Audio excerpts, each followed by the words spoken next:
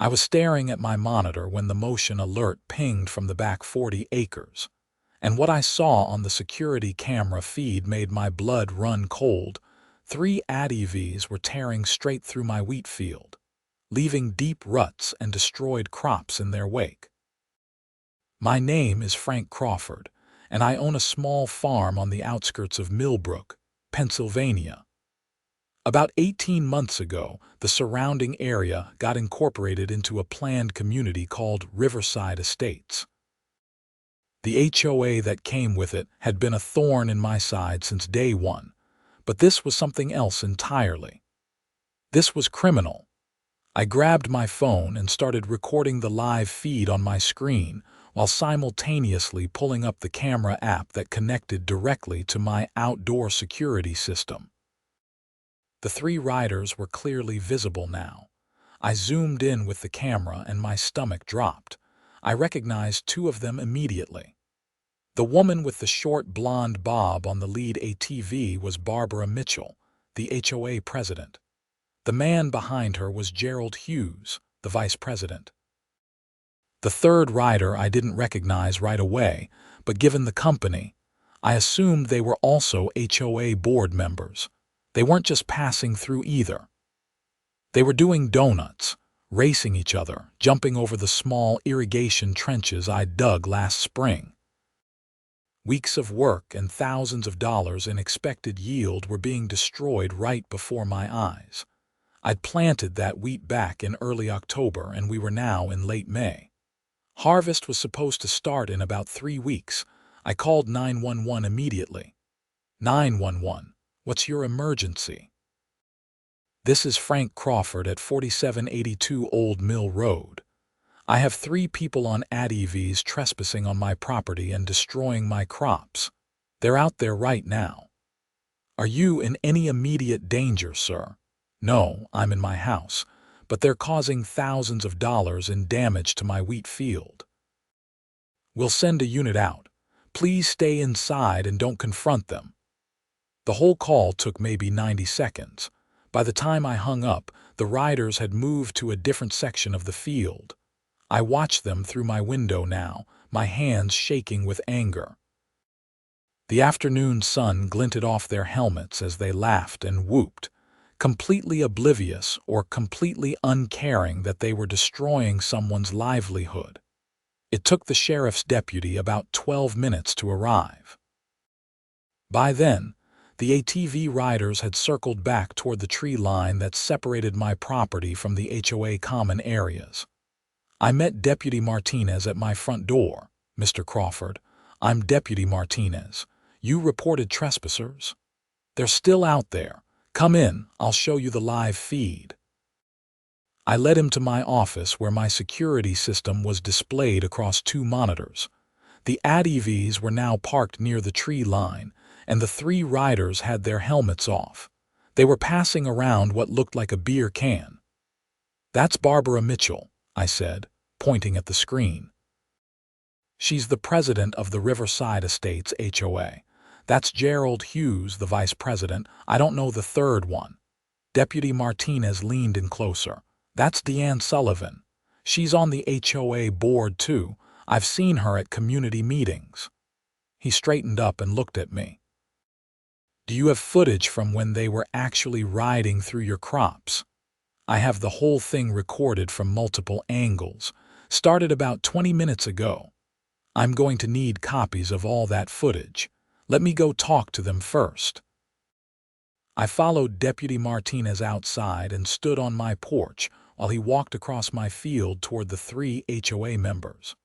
I couldn't hear what was being said, but I could see Barbara's posture change from relaxed to defensive. She started gesturing wildly, pointing back toward the HOA property, then at my field. Gerald crossed his arms. Deanne seemed to be trying to calm everyone down.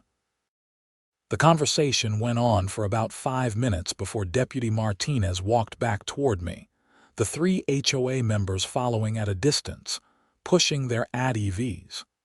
Mr. Crawford, they claim they had permission to cross your property, Deputy Martinez said when he reached the porch. That's a lie, I said flatly.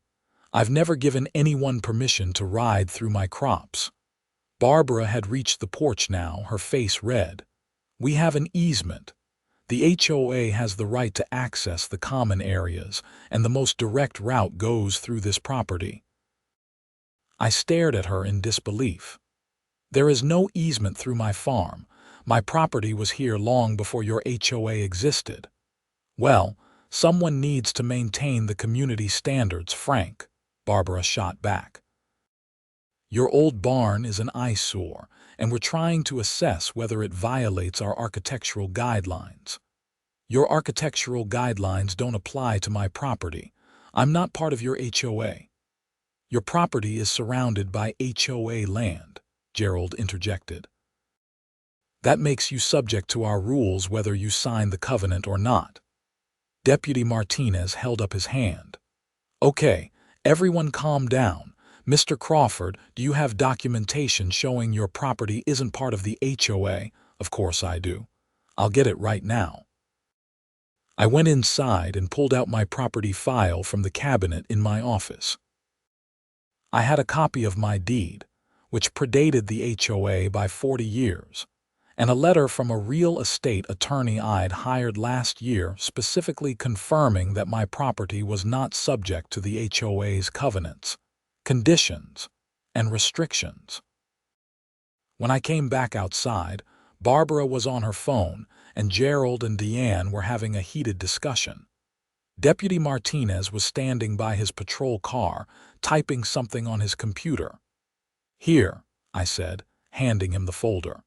"My deed is from 1984. The HOA wasn't established until 2023. And here's a letter from my attorney stating explicitly that my property is not subject to HOA rules." Deputy Martinez reviewed the documents, took photos of them with his phone, and handed them back to me. "These look pretty clear-cut, Miss Mitchell. Do you have any documentation showing an easement across Mr. Crawford's property?" "It's in the HOA records," Barbara said, but her voice had lost some of its confidence. "I don't have it with me right now." "Then I suggest you get it and have your HOA attorney contact Mr. Crawford's attorney. In the meantime, Mr. Crawford, do you want to press charges for trespassing and property damage?" "Absolutely." Barbara's face went pale. "You can't be serious. We're neighbors." "You destroyed my crops," I said. "That wheat represents months of work and thousands of dollars." "Yes, I'm serious." Deputy Martinez nodded. "All right. I'm going to need to document the damage. Can you show me the affected areas?" We spent the next hour walking through my field. The damage was extensive. Deep ruts from the ATV tires had torn up the soil and crushed the wheat plants. There were patches where they'd done donuts that were completely destroyed, just churned mud and broken stalks. I estimated at least 3 acres were significantly damaged. Deputy Martinez took photographs and measurements. He also collected statements from all parties. Barbara, Gerald, and Deanne stuck to their story about having permission and easement rights, even though they couldn't produce any documentation. I provided my security camera footage on a USB drive. By the time everything was documented, it was almost evening. Deputy Martinez issued citations to all 3 HOA board members for trespassing and criminal mischief. They would have to appear in district court in about 3 weeks. Barbara was furious. "This is harassment. You're trying to intimidate the HOA because you don't want to follow community standards." "I destroyed your crops," I said incredulously. "You're the ones who rode ATVs through my field."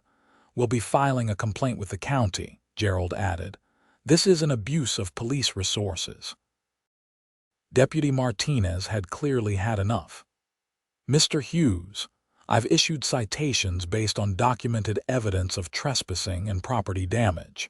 If you want to file a complaint, that's your right, but I suggest you focus on getting legal counsel for your court date. Mr. Crawford, if you experience any further trespassing, call us immediately." After they left, I went back inside and reviewed all my security footage. I had 4 different camera angles showing the entire incident. You could clearly see the 3 of them riding recklessly through my wheat field, laughing and drinking beer. It was damning evidence. I called my attorney, Marcus Webb, first thing the next morning. "Frank, good to hear from you. What's going on?" I explained the entire situation. Marcus listened without interrupting, which I appreciated. He had a way of making you feel heard. "All right," he said when I finished. "First thing, we need to get an agricultural adjuster out there to assess the full extent of the damage. Second, I want to send a cease and desist letter to the HOA and the 3 individuals involved. Third, we're going to pursue civil damages in addition to the criminal charges. This is serious, Frank. They can't just destroy someone's crops because they feel like it. What about this easement claim? Could there be any truth to it? Extremely unlikely. I reviewed your property records last year, remember? There's no recorded easement. If the HOA wants to claim one exists, they'll need to prove it, and the burden of proof is on them. Even if they somehow had an easement for access, which they don't, that wouldn't give them the right to do recreational riding and cause damage. What am I looking at in terms of damages? Hard to say until we get the adjuster's report, but based on what you've described, probably somewhere between $15,000 and $30,000, depending on current wheat prices and your yield projections. We might also be able to argue for punitive damages given the reckless nature of their conduct. The agricultural adjuster came out 2 days later. His name was Robert Chen, and he'd been doing crop assessments for 20 years. He walked the entire affected area, took soil samples, documented every damaged section, and spent over an hour reviewing my planting records and yield projections. "This is bad, Frank," he said when he finished. "You're looking at about 3.5 acres of total loss, and another 2 acres of significant damage that will reduce yield by at least 60%. At current prices and your historical yields, I'd estimate $22,000 in direct crop loss. Then there's the cost of soil remediation, because those ATV tires compacted the soil significantly. You'll need to till and amend those sections before you can plant again. That's probably another $3,000 in materials and labor. So $25,000 total, at minimum. Could be more depending on how the market moves between now and harvest. I'll have my full report to you within a week." That evening, I got a call from Barbara Mitchell. "Frank, this has gotten out of hand," she said, her tone dripping with false sweetness. "I think we need to sit down and talk this through like reasonable adults. You destroyed my crops, Barbara. There's nothing to talk about. It was an accident. We didn't realize how much damage we were causing. Surely we can work something out without involving lawyers and courts." "An accident? You spent 30 minutes doing donuts through my field. That's not an accident. You're being unreasonable. The HOA is willing to offer compensation for any actual damage, but this needs to be handled privately within the community." "I'm not part of your community, and my attorney will be handling all communications from now on. Don't call me again." I hung up and immediately called Marcus to tell him about the contact. "That was the right move," he said. "Document that call. Write down exactly what she said and when she called. She's trying to avoid legal liability. It won't work, but it shows consciousness of guilt, which helps our case." The cease and desist letter went out the next day. Marcus drafted it to specifically prohibit any member of the HOA board or any HOA residents from entering my property for any reason without my express written permission. He also demanded $25,000 in compensation for the crop damage within 30 days, stating that failure to pay would result in a civil lawsuit. The response came 5 days later, not from the HOA's attorney, but from Barbara herself. I forwarded it to Marcus immediately. "This is retaliation," he said after reading it. "And it's completely baseless since your property isn't subject to HOA rules.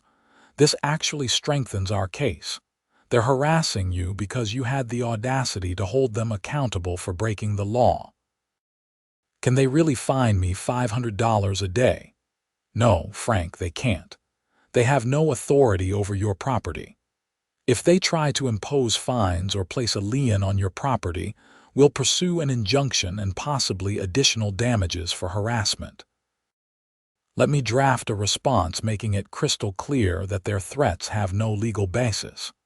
The situation escalated over the next 2 weeks. I started getting daily letters from the HOA, each one citing new violations. They claimed my chicken coop was too close to the property line. They said my tractor was parked in a visible location and was aesthetically unpleasing.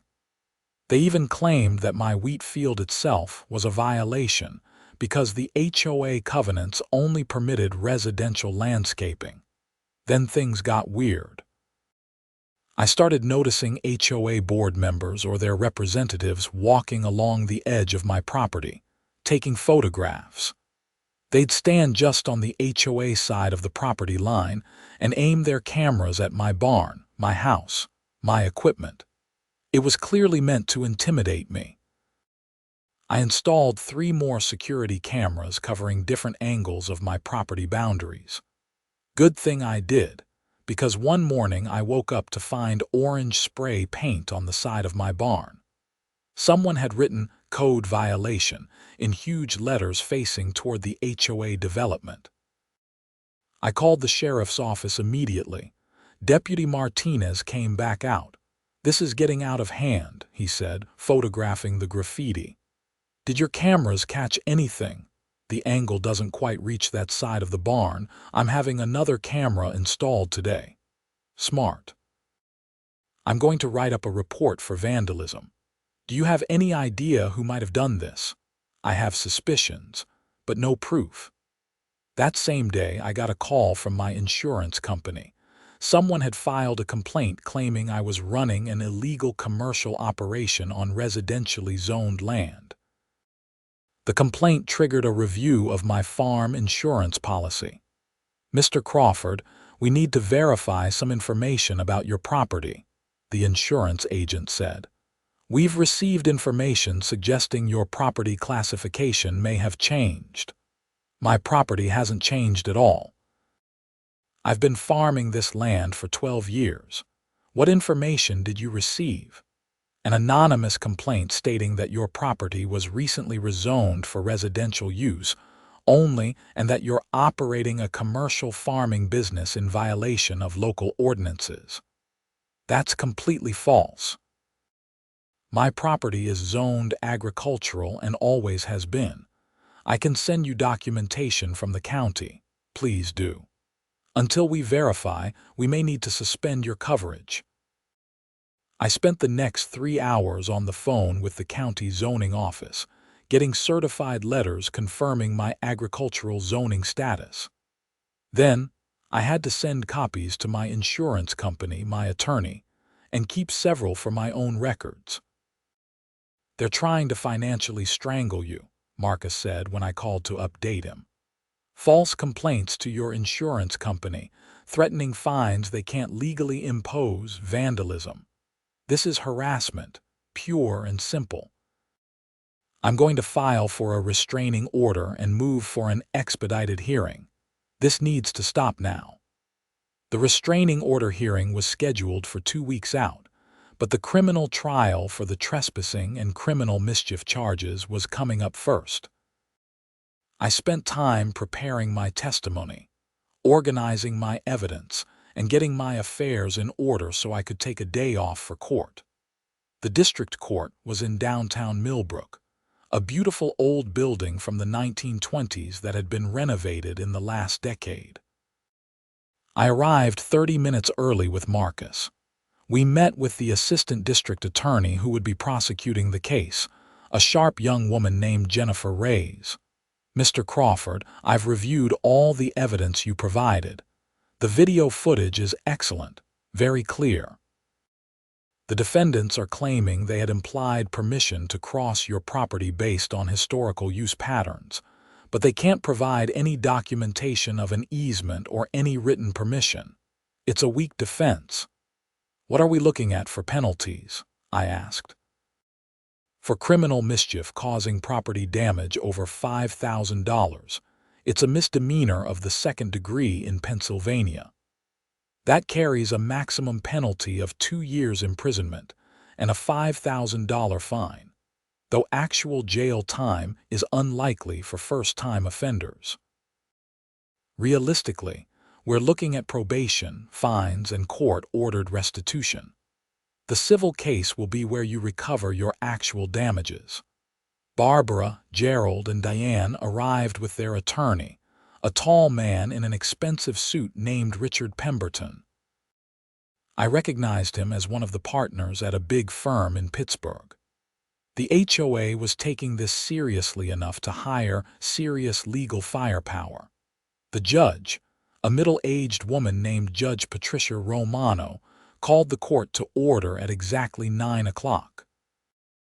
The prosecution went first, with Ada Reyes presenting the security camera footage, the photographs of the damage, and the agricultural adjuster's report.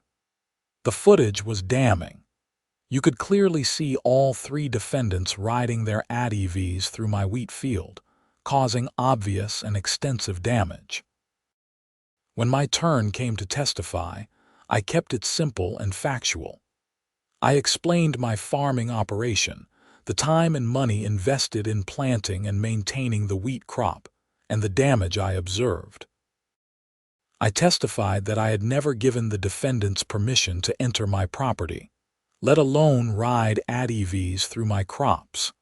The defense attorney, Pemberton, tried to poke holes in my testimony during cross-examination. Mr. Crawford, isn't it true that there's a historical path that crosses your property, connecting the HOA common areas to the state park land on the other side? There was an old trail that existed before I bought the property, but it hasn't been maintained or used in over a decade. It certainly wasn't through the middle of my wheat field, but you knew that residents of Riverside Estates occasionally walked through your property. I've never seen anyone walking through my property. If I had, I would have asked them to leave. You have no trespassing signs posted, do you, Mr. Crawford? I have signs at all the main access points, but not along every foot of your property line. My property line is over 2 miles long. No one posts signs along every foot. But I have no trespassing signs at every point where someone might reasonably enter. So you're saying my clients should have known they were trespassing? I'm saying they were riding ATVs through the middle of my wheat field. That's obviously private property. The defense then called Barbara to testify. She painted a picture of a long-standing conflict where I was an unreasonable neighbor who refused to cooperate with community standards. Mr. Crawford's property is visible from many homes in Riverside Estates, she said. His barn is falling apart, he leaves equipment scattered around, and frankly, the whole property is an eyesore that brings down everyone's property values. And on the day in question, what was your purpose for being on Mr. Crawford's property? Pemberton asked. We were inspecting a potential easement route for community access to the park land. The old trail has historical significance, and the community wants to restore it. Did you intend to cause damage to Mr. Crawford's crops? Absolutely not. We didn't even realize we were in a planted field. It just looked like an overgrown pasture. That was such obvious nonsense that I saw the judge's eyebrow raise. You couldn't mistake a wheat field ready for harvest with an overgrown pasture. The prosecution's cross-examination of Barbara was devastating. Miss Mitchell, you testified you didn't realize you were in a planted field. How do you explain the fact that the video shows you riding directly over clearly visible rows of wheat? I was focused on navigating the ATV. You were focused on navigating while doing donuts. While jumping over irrigation trenches, we were just having a little fun. Having fun destroying someone else's property. Objection, argumentative, Pemberton said. Sustained, Judge Romano replied. Rephrase, counselor. Miss Mitchell, the video shows you and your companion spending approximately 30 minutes on Mr. Crawford's property, riding in circles, doing what appear to be stunts. That's not consistent with inspecting a potential easement route, is it? We got carried away. And you were drinking alcohol while operating the ATVs. We had a couple of beers. While trespassing on private property and causing thousands of dollars in damage. Barbara didn't answer, and Ada Reyes let the silence hang in the courtroom. Gerald and Diane's testimonies were similarly weak. They both claimed they were just following Barbara's lead and didn't realize they were causing significant damage. The prosecution pointed out that, as HOA board members, they had a responsibility to know where HOA property ended and private property began. Judge Romano called a 15-minute recess before rendering her decision. When court reconvened, her expression was stern. I've reviewed all the evidence presented today, including the video footage, photographs, and testimony from both sides. The evidence is overwhelming that the defendants trespassed on Mr. Crawford's property and caused significant damage to his crops. The defense's claim that they believed they had permission or were on HOA property is not credible. The video clearly shows they were in the middle of a cultivated field, and their behavior was reckless and destructive. I find all three defendants guilty of criminal trespass and criminal mischief. Each defendant is sentenced to 2 years probation, 200 hours of community service, and a fine of $3,000. Additionally, I'm ordering restitution in the amount of $25,000 to be paid jointly and severally. The defendants are also prohibited from entering Mr. Crawford's property for any reason during their probation period. Failure to comply with any of these conditions will result in jail time. Barbara stood up. Your Honor, this is excessive. We're community leaders, not criminals.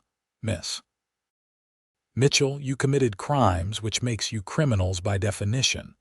You destroyed someone's livelihood for recreation.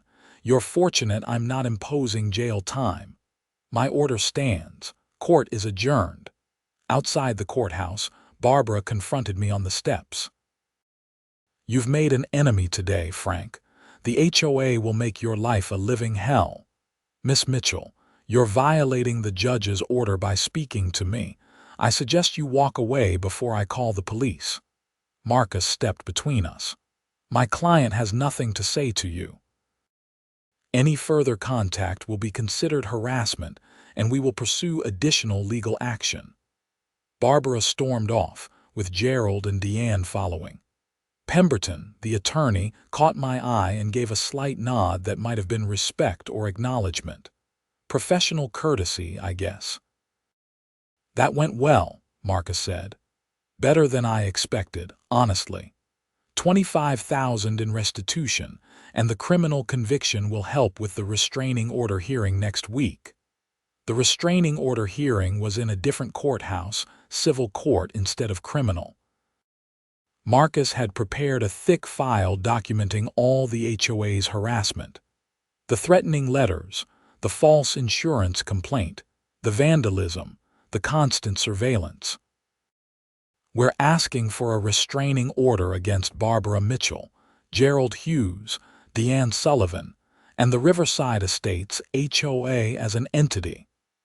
Marcus explained as we waited for the hearing to start.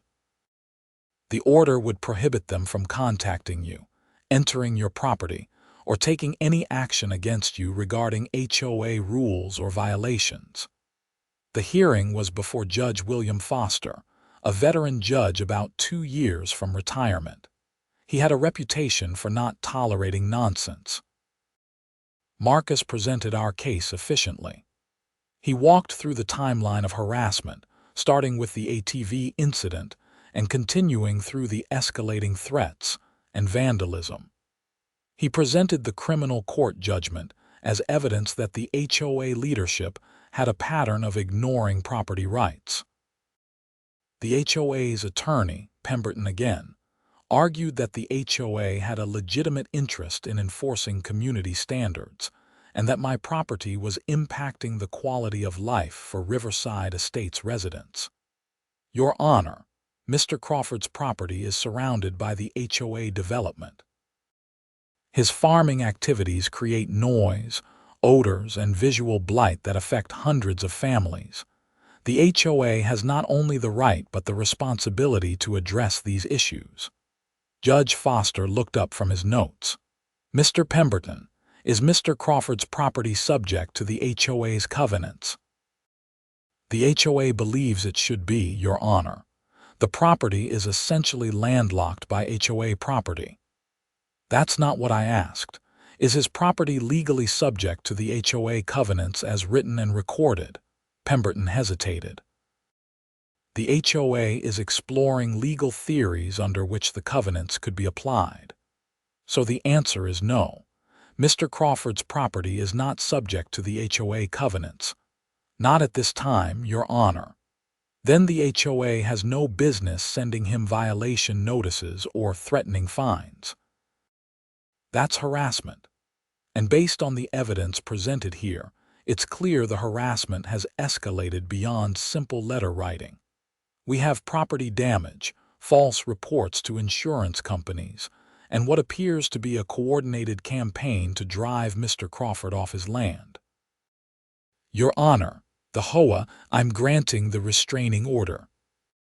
Barbara Mitchell, Gerald Hughes, Deanne Sullivan, and the Riverside Estates HOA are prohibited from contacting Mr. Crawford directly or indirectly, from entering his property, from filing any complaints or reports about his property to government agencies or private companies, and from taking any action purporting to enforce HOA rules against his property.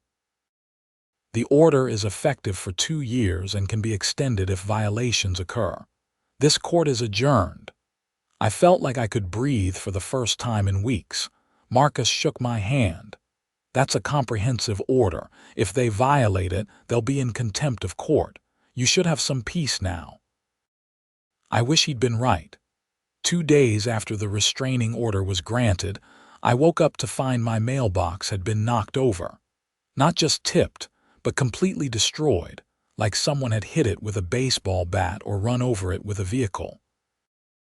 I called the sheriff's office and filed a report, noting that it was likely retaliation for the restraining order. The next week, someone cut through the lock on my equipment shed and stole several tools, including an expensive chainsaw and a welder. The theft was discovered when I went to do some repair work on my irrigation system. Again, I filed a police report, but there was no evidence pointing to who did it. Then things got serious. I was working in my barn one afternoon when I smelled smoke. I rushed outside to find a small fire burning in a pile of hay bales I'd stacked near the fence line. I grabbed my fire extinguisher and put it out before it could spread, but it had clearly been set deliberately. There was an empty gas can lying nearby. This time, Deputy Martinez came out personally. Frank, this is arson. This isn't petty harassment anymore. Whoever set this fire wasn't just trying to scare you or cost you money. If you hadn't caught it when you did, your barn could have gone up, maybe your house too. I think we both know who's behind this. I think so too, but I need proof. Do your cameras cover this area? Not directly. I can see the general area, but not clearly enough to identify someone. We're going to investigate this seriously. I'll have the fire marshal come out to document everything. And Frank, I want you to consider staying somewhere else for a few nights. I'm not leaving my property. That's what they want. I understand, but your safety is more important, at least until we figure out who's doing this. I compromised by having my friend, Tom Daniels, come stay with me for a few days. Tom was a retired Marine who lived about 10 miles away.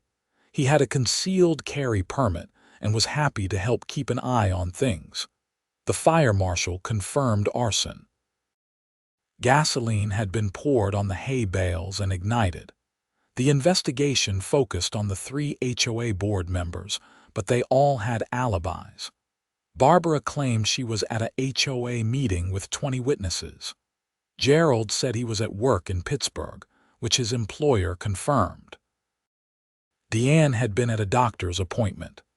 Someone is doing this for them, Tom said one evening as we sat on my porch, watching the sun set over the damaged wheat field. They're not dumb enough to do it themselves, not after the court judgments and restraining order. But how do we prove it? You need better cameras, more coverage, and you need to document everything. Every time you see someone from the HOA near your property, every suspicious vehicle, every weird occurrence. Tom helped me install 6 more cameras covering every approach to my property. We also set up motion-activated lights around the barn and house. The place started to look like Fort Knox, but I wasn't taking any chances. The extra security paid off 3 nights later. At 2 in the morning, the motion alerts went off. I checked the camera feed and saw 2 people in dark clothing approaching my barn. Tom and I both saw it at the same time. "Call 911, Tom said, moving toward the door. "Wait, don't go out there. Let the cameras do their job." We watched as the 2 figures reached the barn and started pouring something along the base of the wall. The camera angle and lighting weren't perfect, but it was clear what they were doing. Then one of them pulled out what looked like a lighter. That's when Tom and I both ran outside, yelling. The figures froze for a second, then bolted toward the tree line. Tom was faster than I expected for a guy in his 60s. He tackled one of them before they reached the trees. I caught up a moment later. The person Tom had tackled was a young man, maybe 25 years old. He was wearing all black and a ski mask. Tom had him pinned pretty efficiently. "Don't move," Tom said. "The police are on their way." The second figure had disappeared into the trees. I could hear them crashing through the underbrush, but it was too dark to pursue safely. The sheriff's deputies arrived within 10 minutes. They took the young man into custody and collected evidence from the scene, including a gas can and lighter. When they pulled off his mask, I didn't recognize him. At the station, the suspect initially refused to talk. But when the deputies explained he was looking at arson charges, which carried serious prison time, especially for a second attempt at the same target, his resolve crumbled. His name was Tyler Morrison. He was a resident of Riverside Estates, and according to his statement, had been offered $5,000 by Barbara Mitchell to teach the farmer a lesson. She'd specifically told him to burn the barn down and make it look like an accident. When the first attempt failed, she'd gotten angry and told him to try again, offering another $5,000 if he succeeded. "She said you were ruining the neighborhood," Tyler told the deputies. "She said property values were dropping because of your farm, and if the barn burned down, you'd probably sell and leave. She made it sound like I'd be doing everyone a favor." Based on Tyler's statement, the deputies arrested Barbara Mitchell at her home at 6 in the morning. Gerald Hughes and Deanne Sullivan were brought in for questioning later that day. Deanne immediately asked for an attorney and refused to say anything. Gerald tried to play dumb, claiming he knew nothing about any fire attempts. But the investigation found text messages on Barbara's phone to Tyler discussing the project and arranging payment. There were also messages to Gerald that were vague but suggestive. Things like the farmer problem will be solved soon, and our friend is taking care of the situation. The district attorney's office charged Barbara with 2 counts of arson conspiracy and solicitation to commit arson. Gerald was charged as an accessory. Tyler, facing the most serious charges as the person who actually attempted to set the fires, agreed to testify against both of them in exchange for a reduced sentence. The preliminary hearing was 3 weeks later. The courtroom was packed with Riverside Estates residents, some supporting Barbara, others there out of morbid curiosity. I sat with Marcus and watched as the prosecution laid out the case. The evidence was overwhelming. The text messages, Tyler's testimony, the security camera footage showing him attempting to set the fire, and forensic evidence linking the gas cans to purchases made at a local hardware store using Barbara's credit card. Barbara's attorney, Still Pemberton, tried to argue that the text messages were taken out of context and that Barbara had no knowledge of Tyler's specific actions. But it was a weak defense, and everyone in the courtroom knew it. The judge bound the case over for trial.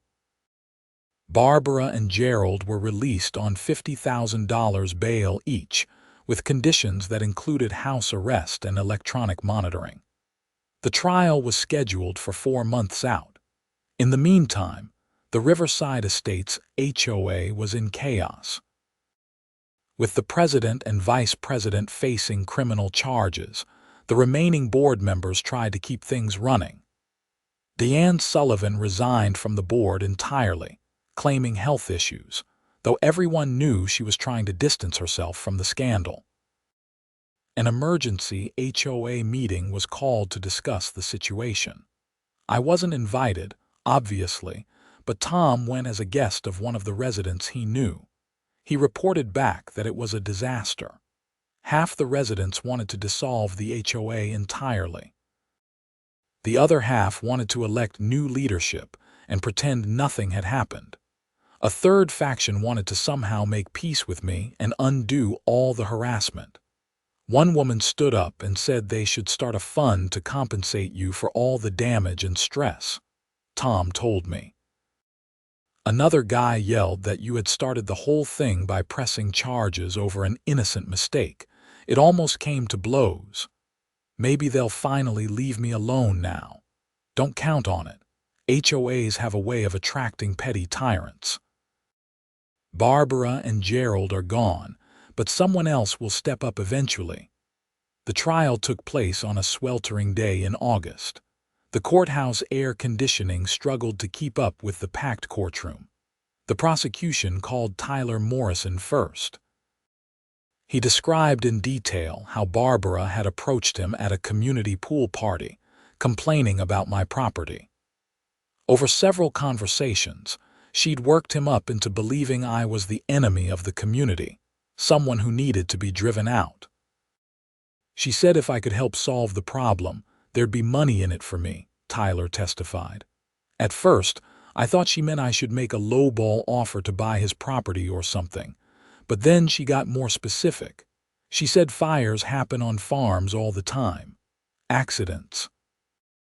She said if his barn burned down, he'd probably take an insurance payout and leave.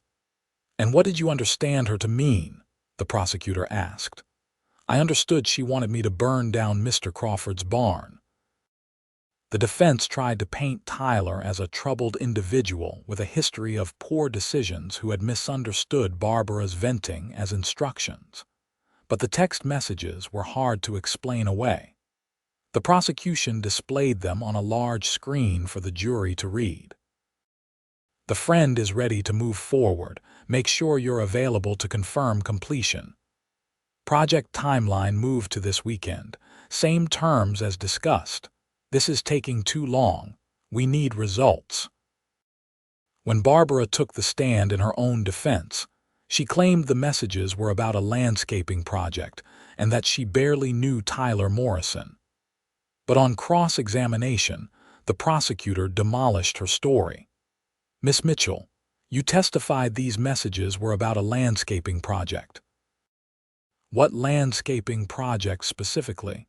Just some work we needed done on the HOA common areas.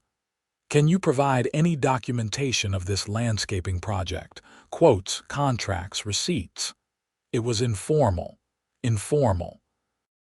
You were going to pay someone $5,000 for informal landscaping work. That was an exaggeration. I didn't mean actual money would change hands. But Mr. Morrison testified you promised him $5,000. He misunderstood. And these messages about the farmer problem, were those also about landscaping? That was just venting. I was frustrated. Frustrated enough to hire someone to commit arson. No, I never asked anyone to commit arson, but her denials rang hollow. The jury deliberated for less than 3 hours before returning guilty verdicts on all counts for Barbara and Gerald. Sentencing was scheduled for 6 weeks later. At the sentencing hearing, I was asked if I wanted to make a victim impact statement. Marcus advised me to keep it brief and factual. I stood at the podium and looked at Barbara and Gerald, seated with their attorneys at the defense table. Your Honor, over the past several months, I've experienced what I can only describe as a campaign of terror. My crops were destroyed, my property was vandalized, false reports were made about me to various agencies, and finally, someone tried to burn down my barn, potentially with me inside. All of this because I wouldn't submit to an HOA that has no legal authority over my property. I'm a farmer. I wake up every day and work the land my family has owned for decades. I'm not hurting anyone. I'm not doing anything wrong. But these defendants decided that my property didn't fit their vision of what a community should look like. And they were willing to break the law, willing to destroy my livelihood, and willing to put my life at risk to force me out. I don't know what the appropriate punishment is for that level of entitlement and disregard for others. But I do know that if there are no serious consequences, it sends a message that property rights don't matter, that might makes right, and that people with money and influence can do whatever they want to those without. I trust you to impose a sentence that reflects the seriousness of what happened here.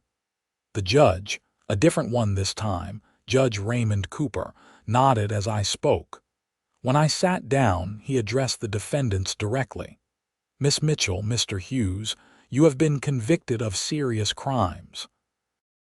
You conspired to commit arson, a violent felony that could have resulted in loss of life. Your motivation was not financial gain or personal animosity, but rather an entitled belief that you had the right to control property that wasn't yours, and to destroy the livelihood of someone who wouldn't submit to your authority. As community leaders, you held positions of trust. You were supposed to represent the interests of your neighbors fairly and legally. Instead, you abused your positions and broke the law in the most serious way. Miss Mitchell, you are sentenced to 5 years in state prison. Mr. Hughes, you are sentenced to 3 years. Both sentences will be followed by 5 years of probation. I am also ordering both of you to pay restitution to Mr. Crawford in the amount of $50,000 each, covering his crop losses, property damage, additional security measures, and emotional distress. Finally, I am ordering both of you to be permanently barred from serving on any homeowner association board. Barbara started crying. Gerald just stared at the table. Their attorneys immediately filed notices of appeal, but they were both remanded into custody pending the appeal process. As I left the courthouse, several reporters tried to ask me questions. Marcus ran interference while I got to my truck. The case had attracted regional attention because of the unusual nature of the crimes and the HOA angle. Some legal commentators were calling it a landmark case about the limits of HOA authority. I didn't care about any of that. I just wanted to go home and get back to work. The appeals process took about 18 months.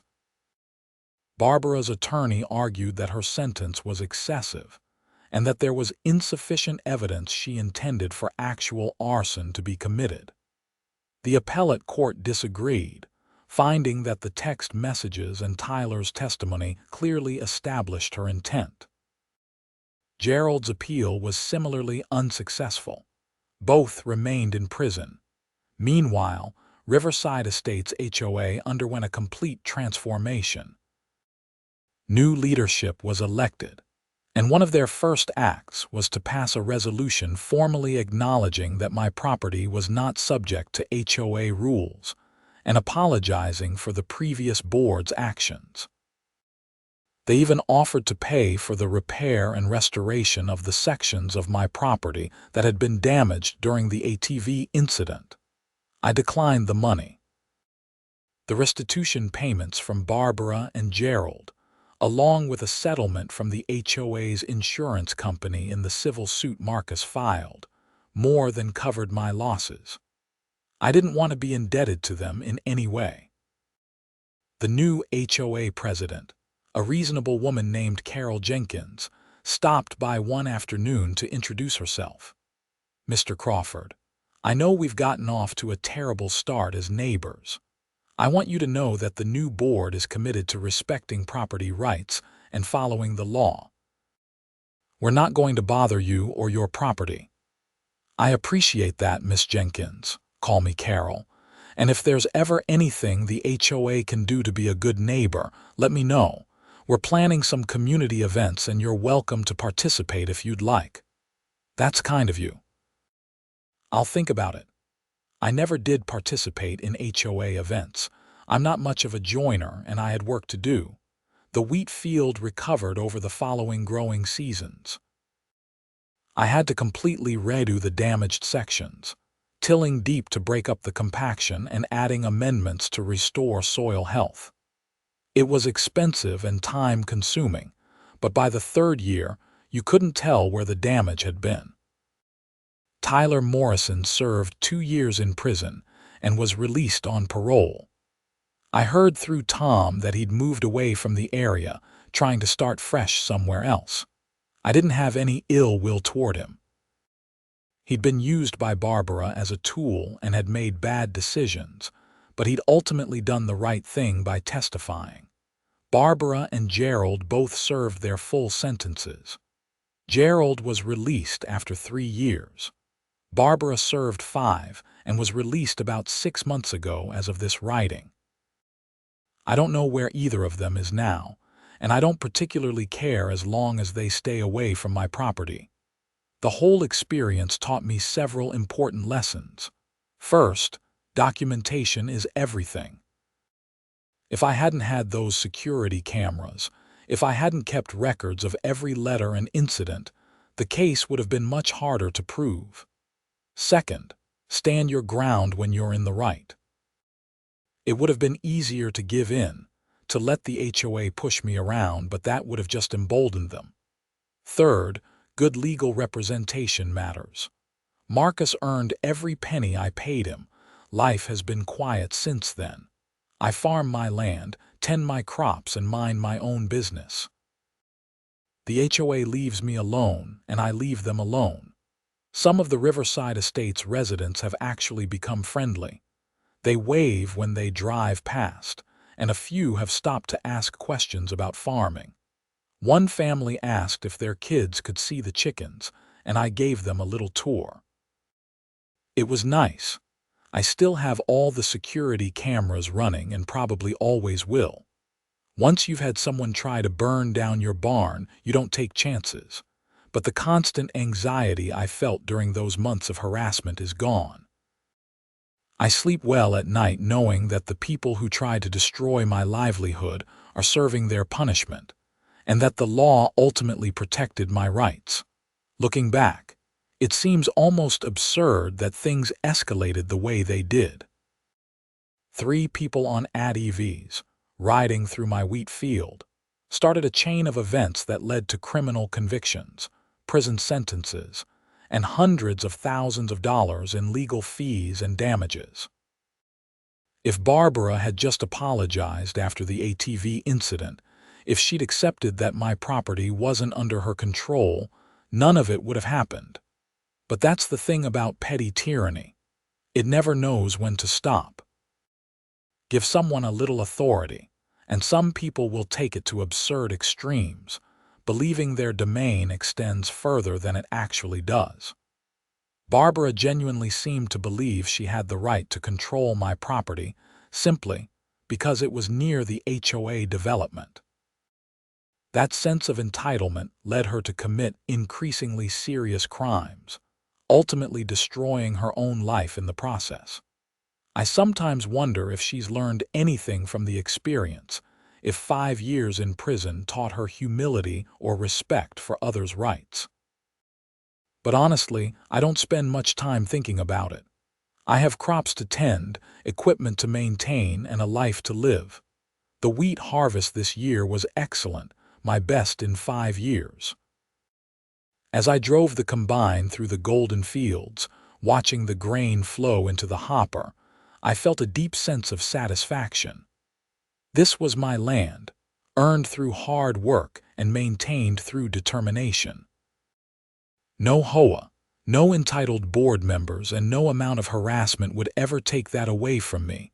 Tom stopped by during harvest to help out like he does every year.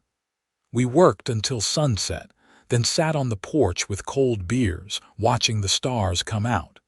"You ever regret staying?" he asked. "After everything that happened, you could have sold and moved somewhere easier." "Never," I said. "This is my home. You don't let bullies drive you out of your home." "Damn right you don't." We sat in comfortable silence, the kind that comes from shared experience and mutual respect. In the distance, I could see the lights of riverside estates, hundreds of homes packed together in their neat little development. It looked peaceful from here, almost pretty. But I was glad for the space between us, glad for my 40 acres of crops and open sky, glad to be master of my own property without some board telling me what color to paint my barn or where to park my tractor. Freedom has a price, and sometimes that price is fighting for what's rightfully yours. The legal bills were paid, the damaged crops were restored, and the people who'd wronged me were held accountable. Justice, slow and imperfect as it sometimes is, had ultimately prevailed. That was enough for me. As I sit here today, nearly 3 years after 3 ATVs tore through my wheat field, life is good. The farm is productive, my relationship with the HOA is cordial if distant, and I've learned that standing up for your rights, while difficult and stressful, is always worth it in the end. I still have the security camera footage saved, backed up in multiple locations. Not because I expect to need it, but as a reminder of what can happen when people forget that authority has limits and that property rights matter.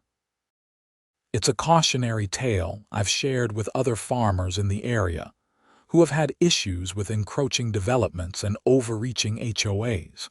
My attorney, Marcus, still calls occasionally to check in. He used the case as the basis for a continuing legal education seminar on HOA boundaries and property rights.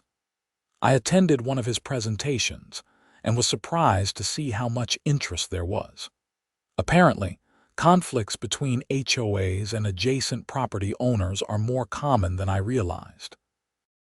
The other day, I got a letter from an attorney representing a farmer in Ohio who's having similar issues with an HOA trying to assert control over his property. He asked if I'd be willing to talk to his client about my experience. I called the farmer, a guy named Robert, and we talked for over an hour. I shared what I'd learned and encouraged him to document everything and get a good attorney early in the process. "Don't wait until it escalates," I told him. "Draw the line clearly and firmly from the beginning." These HOAs are used to people backing down. When you don't, they often don't know how to handle it. "Did you ever feel unsafe?" he he asked. Yes, especially after the arson attempts, but I wasn't going to be driven off my own land. I increased security, had a friend stay with me, and I made sure the authorities knew everything that was happening. You have to protect yourself, but you also can't let fear make you give up what's rightfully yours. I don't know how his situation will turn out, but I hope he stands his ground. Property rights are the foundation of freedom in this country.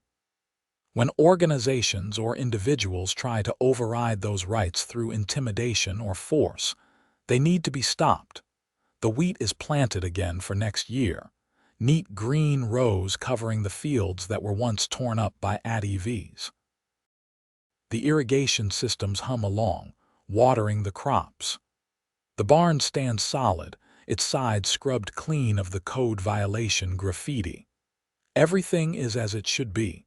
Every morning I walk the property line, checking fences and just getting a feel for the land.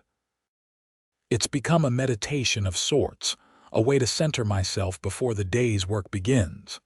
Sometimes I see people from riverside estates out for morning walks along the road. We nod to each other, neighbors if not friends. The legal victory was important, and the financial compensation helped restore what was damaged. But the real win was simpler than that. I'm still here, still farming, still living my life on my own terms. Barbara Mitchell and Gerald Hughes tried to force me out and failed. The HOA learned that there are boundaries they can't cross. And I proved to myself that standing up to bullies, even when it's hard and scary, is always the right choice. That's the legacy of those 3 ATVs tearing through my wheat field on that spring afternoon. Not the destruction they caused or the legal battles that followed, but the simple fact that when the dust settled, I was still standing on my own land, master of my own property, and nobody could take that away from me. Life on the farm goes on, season after season, crop after crop. And that's exactly how it should be.